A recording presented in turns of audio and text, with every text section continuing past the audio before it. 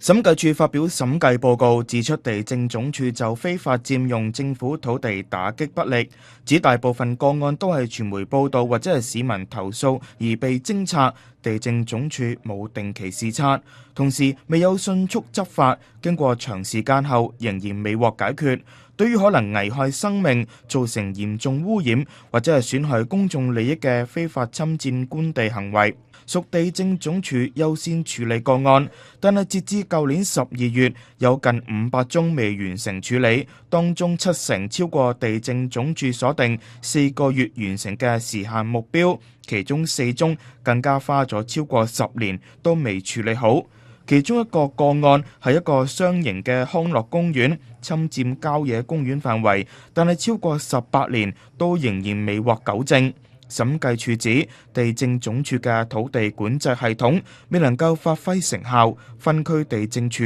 未有準確同適時將資料輸入系統，令地政總署未能夠監察官地有冇被佔用，建議當局盡早更新系統。另外，審計署指侵佔官地嘅最高罰款係1萬蚊，自1972年起未有調整，建議檢討罰則，增加阻嚇性。對於審計署嘅建議，地政總署署長大致同意。ONTV 東方電視新聞台報導。